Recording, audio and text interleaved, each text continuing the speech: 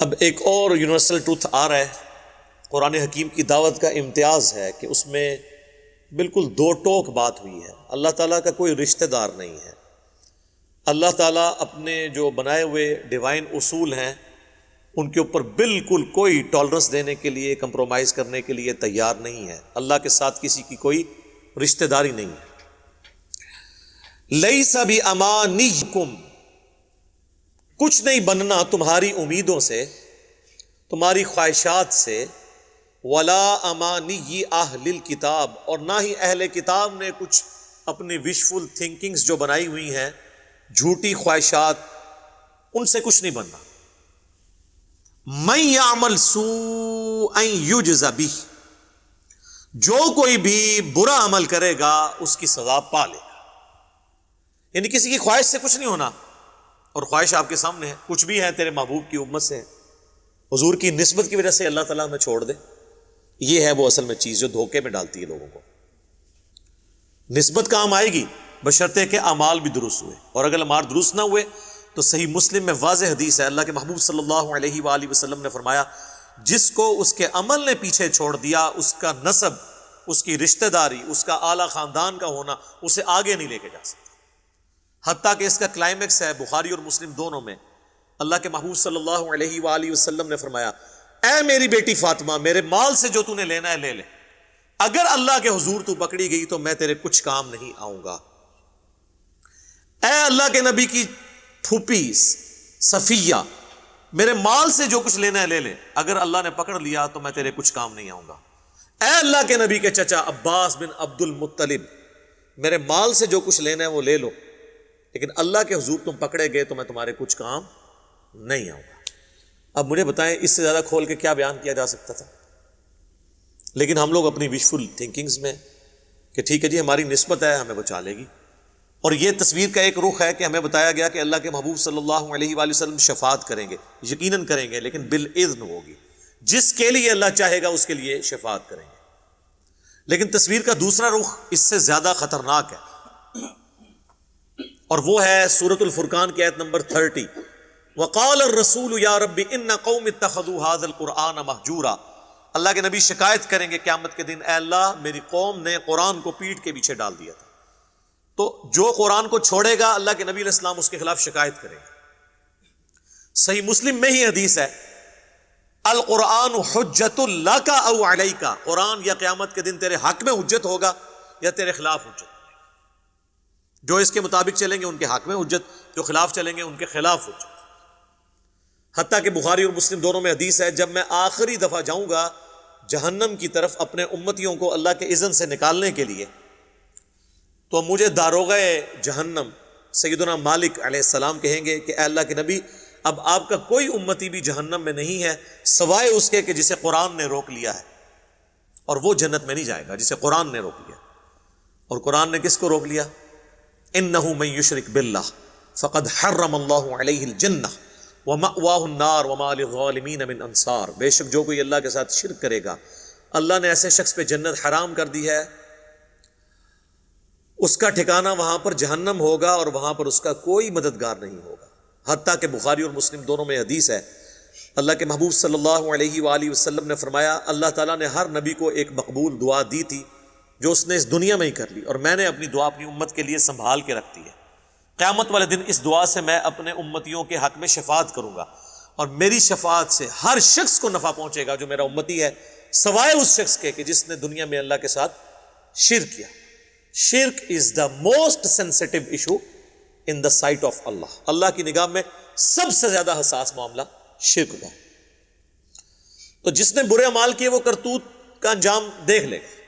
بخاری اور مسلم دونوں میں حدیث ہے، اللہ کے محبوب صلی اللہ علیہ وآلہ وسلم فرماتے ہیں کہ اپنے مال کی زکوٰۃ ادا کرو، اپنی جو بھیڑیں ہیں ان کی زکوٰۃ، اپنے اونٹوں کی زکوٰۃ، اپنے گائے جو رکھی ہیں ان کی زکوٰۃ۔ یہ نہ ہو کہ قیامت والے دن کسی شخص کی گردن پہ اس کا اونٹ سوار ہو جن اونٹوں کی زکوٰۃ اس نے نہیں دی، اور وہ کہے اغثنی یا رسول اللہ، اے اللہ کے رسول میری مدد فرمائیے، میں تمہارے کچھ کام نہیں آؤں گا، میں نے جو کچھ اللہ نے مجھے بتایا میں نے تمہیں دنیا میں بتا دیا، اگر تم نے زکوٰۃ نہیں دی تو یہ اونٹ تمہاری گردن پہ سوار ہوگا۔ یہ نہ ہو کہ تم میں سے کوئی شخص قیامت کے دن اس حال میں آئے اس کی گردن کے اوپر اس کی گائے سوار ہو، ان گایوں کی جن کی زکوٰۃ نہیں دی ہوئی، اور وہ چیختا ہوا کہ اغثنی یا رسول اللہ، اے اللہ کے رسول میری مدد فرمائیے، میں تمہارے کچھ کام نہیں آؤں گا، میں نے اللہ کا پیغام دنیا میں تمہیں پہنچا دیا، یہ نہ ہو کہ تمہاری گردن پہ بکریاں اور بھیڑیں سوار ہوں جن کی تم نے زکوٰۃ ادا نہیں کی، اور تم کو اغثنی یا رسول اللہ، اے اللہ کے رسول ہماری مدد فرمائیے۔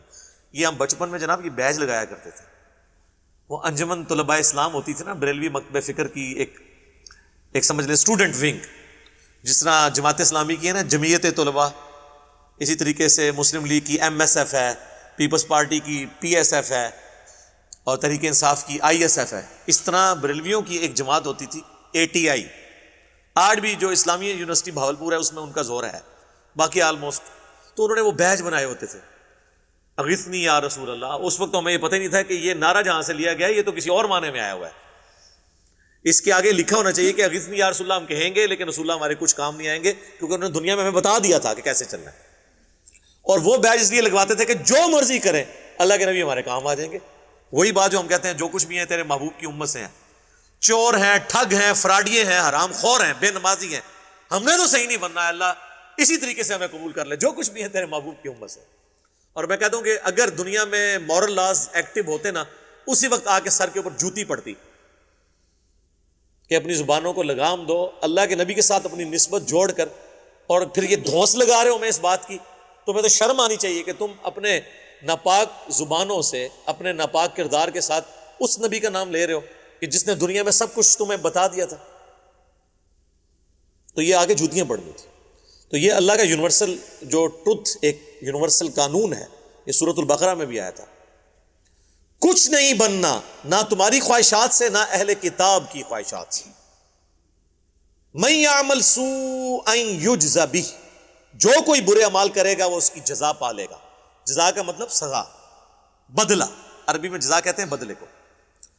ولا یجد لہ من دون اللہ ولیا ولا نصیرا، اور نہ قیامت والے دن اللہ کے سوا کوئی اپنا دوست پائے گا اور نہ ہی مددگار۔ اب اللہ تعالیٰ واضح کہہ رہا ہے، لہٰذا پیغمبروں نے بھی جو شفاعت کرنی ہے وہ اللہ کے اذن سے کرنی ہے، اگر اللہ اذن نہیں دے گا تو نہیں شفاعت ہوگی۔ وَمَن يَعْمَلْ مِنَ الصَّالِحَاتِ، اور جو کوئی کرے گا نیک اعمال، من ذکر او انثی، چاہے وہ دنیا میں مرد تھا یا عورت، وَهُوَ مُؤْمِنٌ، لیکن تھا ایمان والا۔ صرف نیک اعمال سے کچھ نہیں بننا۔ لوگ کہتے ہیں مدر ٹریسا نے اتنی خدمت کی، بھئی اللہ تعالیٰ کو اس کی اس خدمت سے کوئی غرض نہیں اگر اس نے اللہ کو نہیں پہچانا۔ اللہ کے لیے تو سب سے سینسٹیو چیز توحید تھی۔ ہاں توحید سلامت ہے، عقید آخرت درست ہے، ختم نبوت کا عقیدہ درست ہے، پھر اعمال ظاہر ہے کہ فائدہ مند ہوگا۔ تو اللہ تعالیٰ ہمارا ہوا وہ مومن فَأُولَٰئِكَ يَدْخُلُونَ الْجَنَّةَ، تو ایسے لوگ پھر جنت میں داخل کیے جائیں گے۔